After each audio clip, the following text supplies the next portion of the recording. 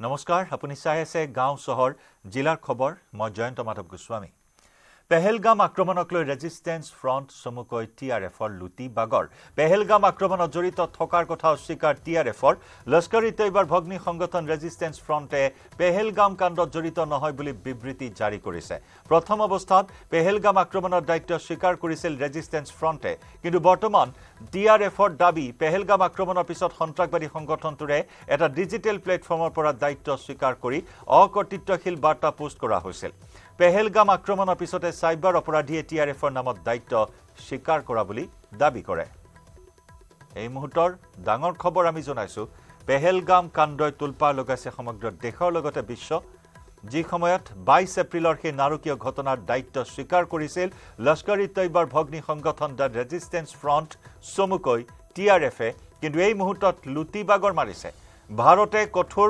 কাৰ্যপন্থা হাতত ল'ব এই সন্ত্ৰাসবাদীৰ বিৰুদ্ধে পাকিস্তানৰ বিৰুদ্ধে পাকিস্তানক আক্ৰমণ কৰাৰ বা পাকিস্তানৰ বিৰুদ্ধে প্ৰতিশোধ লোৱাৰ সম্ভাৱ্য পৰিস্থিতিলৈ লক্ষ্য ৰাখি এই মুহূৰ্তত টিআৰএফৰ এই লুটি বাগৰে যথেষ্ট তাৎপৰ্য বহন কৰিছে পেহেলগাম আক্ৰমণত জড়িত থকাৰ কথা অস্বীকাৰ কৰিছে টিআৰএফে লস্কৰী তৈবাৰ ভগ্নী সংগঠন ৰেজিষ্টেন্স ফ্ৰণ্টে পেহেলগাম কাণ্ডত জড়িত নহয় বুলি বিবৃতি জাৰি কৰিছে প্ৰথম অৱস্থাত পেহেলগাম আক্ৰমণৰ দায়িত্ব স্বীকাৰ কৰিছিল দ্য ৰেজিষ্টেন্স ফ্ৰণ্টে কিন্তু বৰ্তমান টিআৰএফৰ দাবী পেহেলগাম আক্ৰমণৰ পিছত সন্ত্ৰাসবাদী সংগঠনটোৰে এটা ডিজিটেল প্লেটফৰ্মৰ পৰা দায়িত্ব স্বীকাৰ কৰি অকৰ্তৃত্বশীল বাৰ্তা পোষ্ট কৰা হৈছিল পেহেলগাম আক্ৰমণৰ পিছতে সাইবাৰ অপৰাধীয়ে টিআৰএফৰ নামত দায়িত্ব স্বীকাৰ কৰা বুলিহে লুটি বাগৰ মাৰিছে টিআৰএফে ইমান দিন লাগিল আজি 4-5 দিন সময় লাগিল টিআৰএফক স্পষ্টীকৰণ দিবলৈ আৰু এই কথাই পুনৰ প্ৰমাণ কৰিলে কেনেদৰে মিথ্যাচাৰৰ আশ্ৰয় লৈছে পাক সমৰ্থিত এই কুখ্যাত সন্ত্ৰাসবাদী সংগঠনটোৱে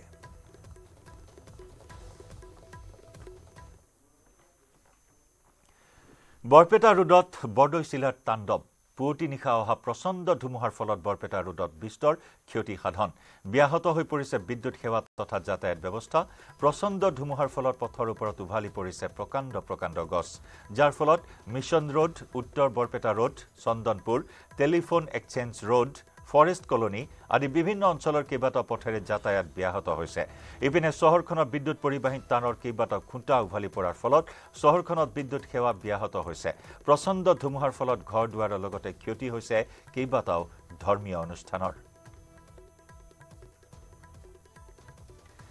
ইফালে নলবাৰীতো ধুমুহাৰ ধ্বংসলীলা পুৱতি নিশা অহা প্ৰচণ্ড ধুমুহাই তছনছ কৰিলে পশ্চিম নলবাৰীৰ বিস্তীৰ্ণ অঞ্চল গামাৰীমুৰি কৈঠালকুছি কালুপাৰা হাঁহপুৰকে ধৰি কেইবাটাও হৈছে বিস্তৰ ক্ষতি ধুমুহাত প্ৰকাণ্ড গছ উভালি পৰি ভাঙি চুৰমাৰ হৈছে কেইবাটাও পৰিয়ালৰ বাসগৃহ ইপিনে বিদ্যুতৰ খুঁটা উভালি পৰাত ব্যাহত হৈছে বিদ্যুৎ সেৱা মোৰ ঘৰটো মানে গছ এডাল পৰি ঘৰটো দুভাগ কৰি দিছে একদম ভাঙি পেলাই দুফাল কৰি দিছে মানুহৰ একো হোৱা নাই কিন্তু গৰু এজন চক হৈছে ভৰি এখন আহিছে এই অঞ্চলত আৰু বেছি এই আকৌ হৈছে মোৰ অকল নহয় ক্ষতিটো মোৰ বেছি হৈছে বাকী গছ চছ হৈ নিছে কাৰোবাৰ ঘৰৰ টিং চালি উঠাই লৈ গৈছে এনেকৈ কি হৈছে ইয়াত বহুত ক্ষতি হৈছে কেবুলবিলাক চব ছিঙিছে তাৰপিছত লাইনৰ এনেকৈ প'ষ্টবিলাক ভাঙিছে সেয়াই কিন্তু আমাৰতো বহুত হৈছে মোটামুটি 50,000 মান টকা ক্ষতি হৈছে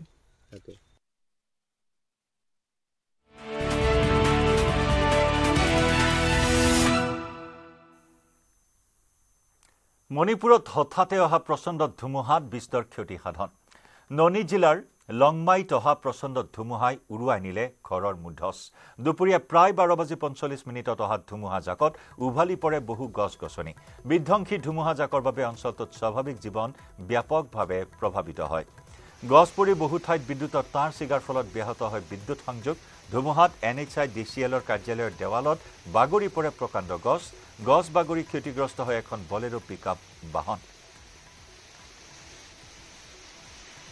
মণিপুৰত প্ৰকৃতিৰ তাণ্ডৱ লীলা ৰুদ্ৰ ৰূপ ধাৰণ কৰিছে প্ৰকৃতি হঠাৎ আহিছে প্ৰচণ্ড ধুমুহা এফালৰ পৰা যেন এই ধুমুহাই ধাহিমুহি নিয়া পৰিলক্ষিত হৈছে ননী জিলাৰ লংমাইত আহিছে প্ৰচণ্ড ধুমুহা বৰষুণ উৰুৱাই নিলে ঘৰৰ মুধচ পৰ্যন্ত দুপৰীয়া প্ৰায় 12:45 অহা ধুমুহাজাকত উভালি পৰিল প্ৰকাণ্ড গছ বিধ্বংসী ধুমুহাজাকৰ বাবে অঞ্চলটোত স্বাভাৱিক জীৱন যাত্ৰা প্ৰভাৱিত হয় স্বাভাৱিক জনজীৱন বিঘ্নিত হৈ পৰে। এই প্ৰচণ্ড ধুমুহা বৰষুণত গছ বাগৰি পৰি বহু ঠাইত বিদ্যুতৰ তাঁৰ ছিগাৰ ফলত ব্যাহত হয় বিদ্যুৎ সংযোগ। ৰাজপথত প্ৰকাণ্ড গছ উভালি পৰাত যাতায়াত বিঘ্নিত হৈছে। ধুমুহাত NHIDCLৰ কাৰ্যালয়ৰ দেৱালত বাগৰি পৰে প্ৰকাণ্ড গছ পৰি ক্ষতিগ্ৰস্ত হয় এখন বলেৰো পিকআপ বাহন।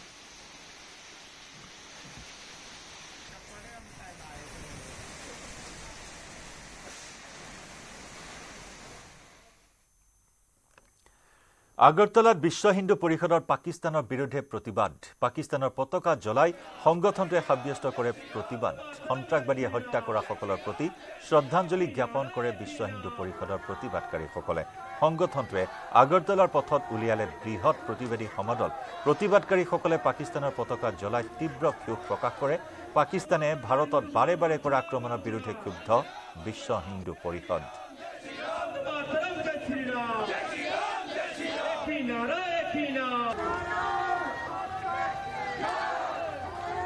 22 তারিখ কাশ্মীরের পেহেলগ্রামে পাকিস্তানি জেশে মোহাম্মদ সন্ত্রাসীর দ্বারা আমাদের প্রায় 28 জন সনাতনী হিন্দু ভাইরা মারা গিয়েছেন।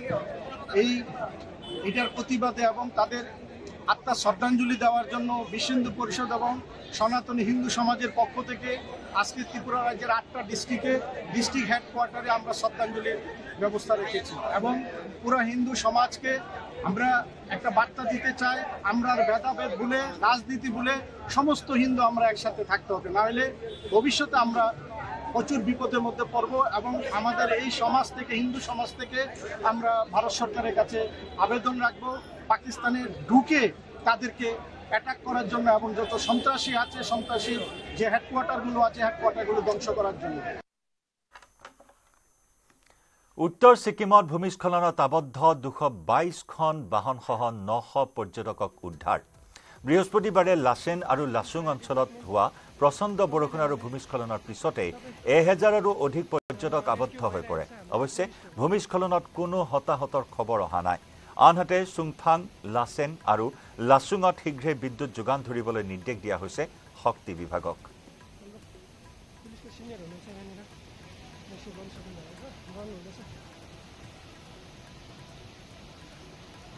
উত্তৰ ছিকিমৰ ভূমিস্খলন ভয়াবহ ভূমিস্খলনৰ বাবে আবদ্ধ হৈ আছিল প্ৰায় 900কৈ পৰ্যটক। 222খনকৈ বাহনসহ 900 পৰ্যটক এনেদৰে আবদ্ধ হৈ আছিল। অতি জটিল আছিল এই উদ্ধাৰ অভিযান, অত্যন্ত দুৰ্গম আছিল এই উদ্ধাৰ অভিযান আৰু তাৰ মাজতে এনেদৰে কণ শিশুসহ পৰ্যটকসকলক উদ্ধাৰ কৰি অনা হৈছে। শিশু মহিলাসহ 9 শতাধিক পৰ্যটকক উদ্ধাৰ কৰা হৈছে। বৃহস্পতিবাৰে লাচেন আৰু লাচুং অঞ্চলত হোৱা প্ৰচণ্ড ধুমুহা বৰষুণ ভূমিস্খলনৰ পিছতে হাজাৰৰো অধিক পৰ্যটক আবদ্ধ হৈ পৰে। অৱশ্যে ভূমিস্খলনত কোনো লোক হতাহত হোৱাৰ খবৰ অহা নাই। আনহাতে চুংথাং, লাচেন আৰু লাচুঙত শীঘ্ৰে বিদ্যুৎ যোগান ধৰিবলৈ নিৰ্দেশ দিয়া হৈছে শক্তি বিভাগক।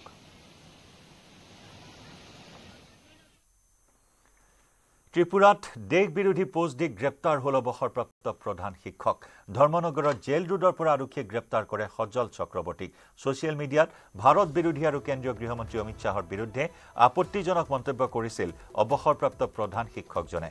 ধৃত সজল চক্ৰৱৰ্তীৰ বিৰুদ্ধে কেইবাটাও ধাৰাত ৰুজু কৰা হৈছে গোচৰ। একেধৰণৰ গোচৰত আৰক্ষীয়ে গ্ৰেপ্তাৰ কৰিছে বিশ্বজিৎ বিশ্বাস নামৰ আন এজন যুৱকক।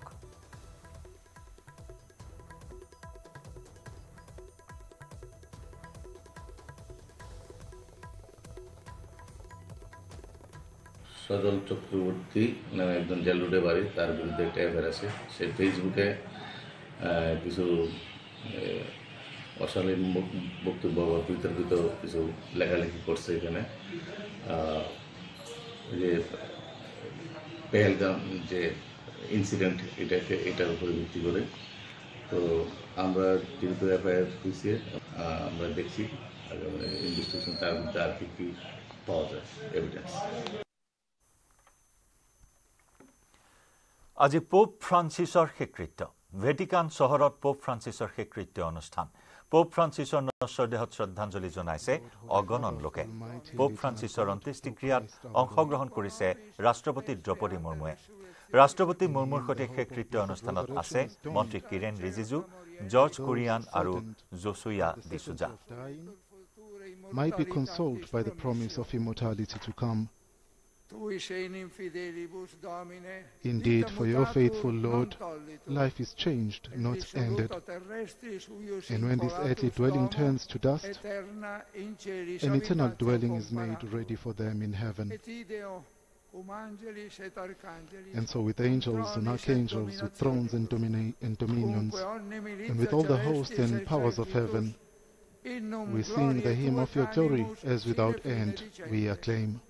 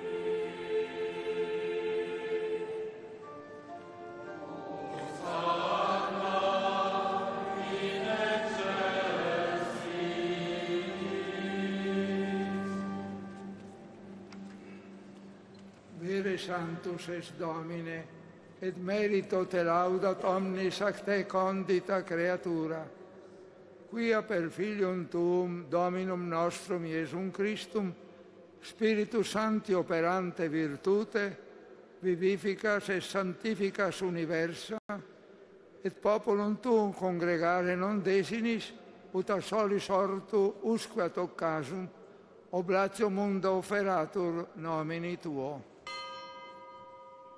Supplices ergo te Domine deprecamur, ut ec munera quae tibi sacranda deturimus, et odem Spiritus sanctificare digneris, ut corpus et sanguis fiant Filii Tui Domini nostri Iesu Christi, cuius mandato ec mysteria celebramus.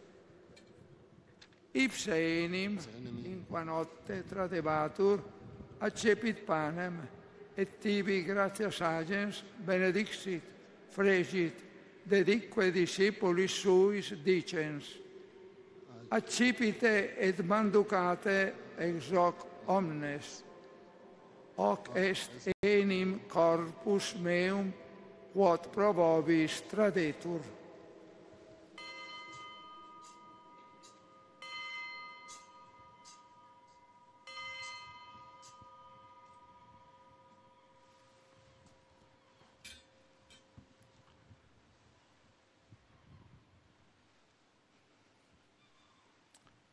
Simili modo, postquam cenatum est, accipiens calicem, et tibi gratias agens benedixit, dedique discipulis suis dicens.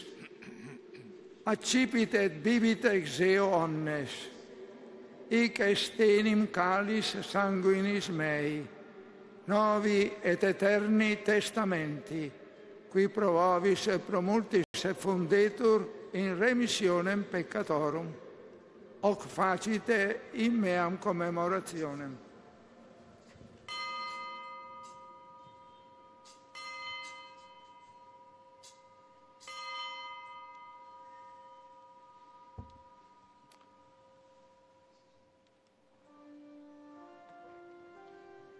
Mysterium Fidei.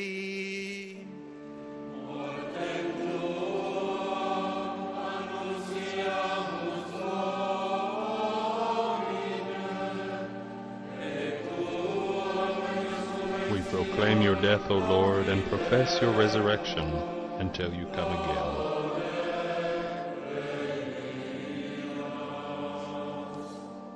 Memoresitur Domine, eius dem Filii Tui salutifere passionis, nec non mirabilis resurrectionis et ascensionis in celum, sed prestolantes alterum eius adventum, offerimus tibi gratias referentes, ob sacrificium vivum et sanctum.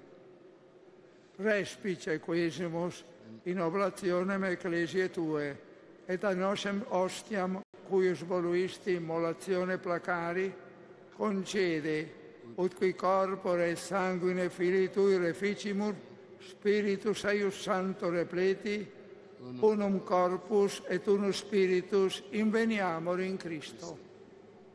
Ipse nos tibi perficiat munus eternum, ut cum electis tuis hereditatem consequivaleamus, in primis, cum Beatissima Vergine Dei Genetrice Maria, cum Beato Iosef eius sponso, cum Beatis Apostolis tuis et gloriosis martiribus, et omnibus sanctis, quorum intercessione perpetuo apud te confidimus adiuvari.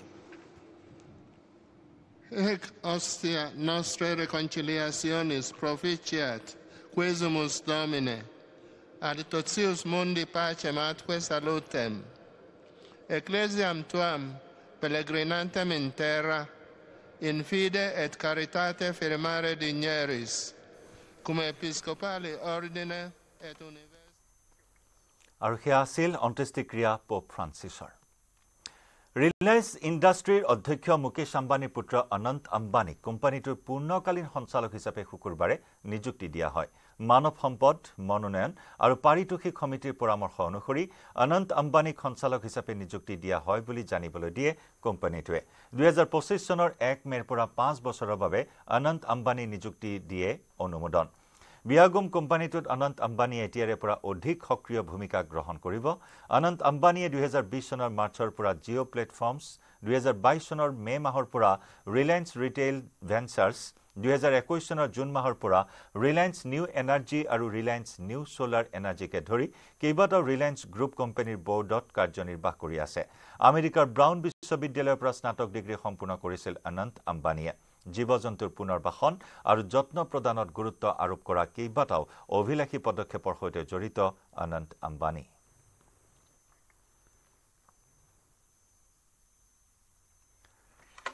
Pahalgam আক্ৰমণৰ উচিত প্ৰত্যুত্তৰ ভাৰতীয় সেনাৰ। ইটোৰ পিছত সিটো কুখ্যাত সন্ত্ৰাসবাদীৰ ঘৰ ধ্বংস কৰি গৈছে সেনাই। ভাঙি চুৰমাৰ কৰিলে লস্কৰ ই তৈবাৰ শীৰ্ষ কমাণ্ডাৰ ছাবিৰ আহমেদ কুট্টেৰ ঘৰ। শোপিয়ানৰ ছাতিপুৰা অঞ্চলত থকা সন্ত্ৰাসবাদী ছাবিৰৰ ঘৰ বোমাৰে উৰুৱাই দিলে ভাৰতীয় সেনাই। 2023 চনৰ মাৰ্চ মাহৰ পৰা সক্ৰিয় হৈ আছিল ছাবিৰ আহমেদ কুট্টে। সমান্তৰালকৈ পুলৱামাত ভাৰতীয় সেনাই ধ্বংস কৰিলে কুখ্যাত সন্ত্ৰাসবাদী এহছান উল হকৰ ঘৰ। পুলৱামাৰ মুৰান গাঁৱত থকা এহছান উল হকৰ ঘৰ উৰুৱাই দিলে সেনাই। পেহেলগাম আক্ৰমণত এহছান উল হক প্ৰত্যক্ষভাৱে জড়িত থকাৰ সন্দেহ।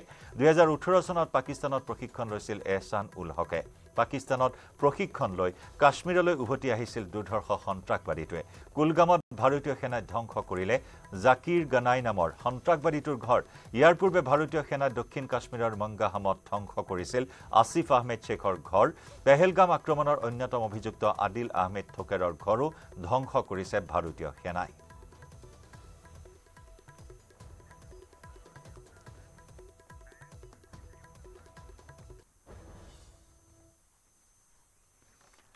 পাকিস্তানৰ বিৰুদ্ধে যুদ্ধ ঘোষণা কৰিলে যাবলৈ সাজু 92 বছৰীয়া অতুল শৰ্মা। পেহেলগাম কাণ্ডৰ পিছতে এতিয়া উঠলি উঠিছে প্ৰাক্তন আৰ্মি কেপ্টেইনগৰাকীৰ তেজ। পাকিস্তানৰ এনে আক্ৰমণ সহজভাৱে ল'ব নোৱাৰি। ভাৰতে উচিত প্ৰত্যুত্তৰ দিয়াৰ সময় আহিছে। এই সন্দৰ্ভত আমি আগবঢ়াইছো আমাৰ সতীৰ্থ সাংবাদিক বলেন ভট্টাচাৰ্যৰ বিশেষ প্ৰতিবেদন। পেহেলগাম কাণ্ডক লৈ সমগ্ৰ দেশজুৰি এতিয়া বিভিন্ন ধৰণৰ প্ৰতিক্ৰিয়াৰ সৃষ্টি হৈ আছে আৰু সেই পেহেলগাম কাণ্ডৰ পিছতে বিভিন্ন ধৰণৰ পক্ষৰ পৰা মন্তব্য আহিছে। আৰু এই মুহূৰ্তত মই অৱসৰপ্ৰাপ্ত এগৰাকী আৰ্মি কেপ্টেইনৰ লগত আছো, 92 বছৰীয়া আৰ্মি কেপ্টেইন অতুল শৰ্মা।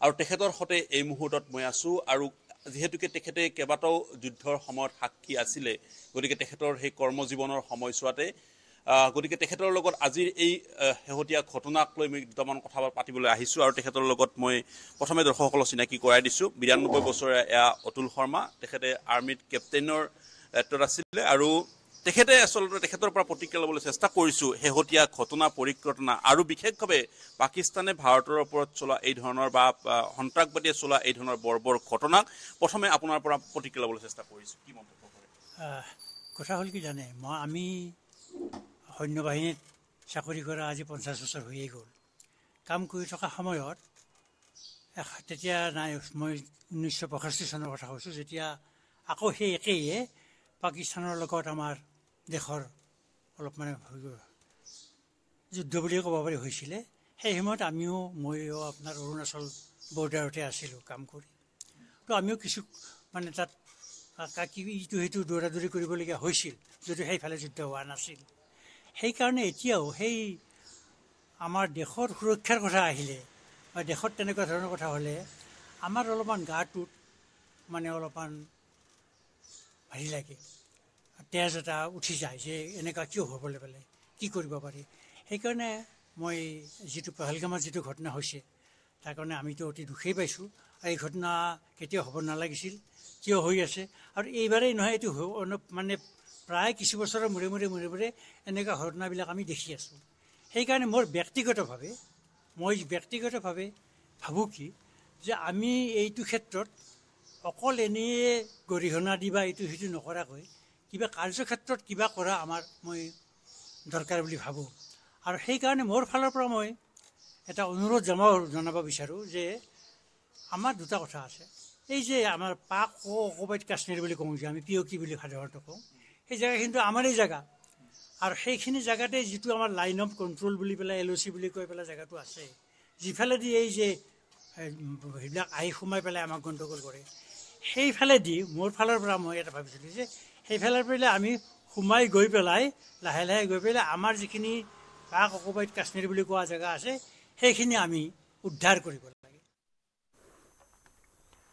বডোফা উপেন্দ্ৰনাথ ব্ৰহ্মৰ নামত দিল্লীৰ পথ দিল্লীৰ A5A18 কৈলাশ কলনী পথ ব্ৰহ্মৰ নামেৰে নামাকৰণ দিল্লী পৌৰ নিগমে জাৰি কৰিলে জাননী অসম ভ্ৰমণৰ সময়ত কেন্দ্ৰীয় গৃহমন্ত্ৰী অমিত শ্বাহে দিল্লীত বডোফা উপেন্দ্ৰনাথ ব্ৰহ্মৰ নামত পথ উৎসৰ্গাৰ কথা ঘোষণা কৰিছে আৰু সেই ঘোষণা মৰ্মে অৱশেষত নামাকৰণ কৰা হ'ল দিল্লীৰ A5A18 কৈলাশ কলনী পথ বডোফা উপেন্দ্ৰ ব্ৰহ্মৰ নামেৰে নামাকৰণ কৰা হ'ল দিল্লী পৌৰ নিগমে জাৰি কৰিলে এই জাননী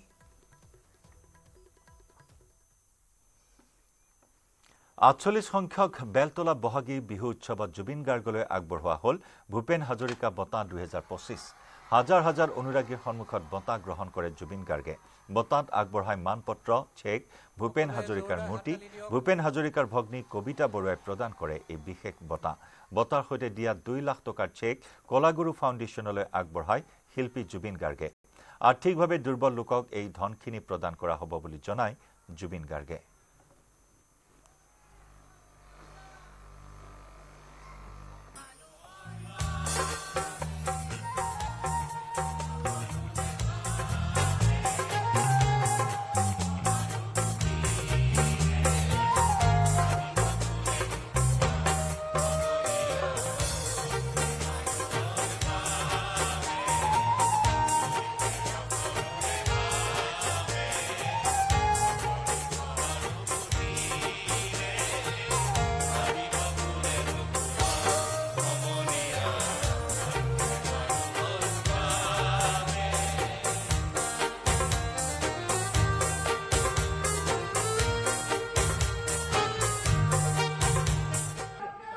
ভাল লাগিল আহি ভূপেন মামাৰ ভগ্নীয়ে ৰোজ বাইদেউ তেওঁ বঁটাটো দিলে থেংক ইউ সকলোকে ধন্যবাদ জনাইছোঁ আৰু বিহু শুভকামনা জনাইছোঁ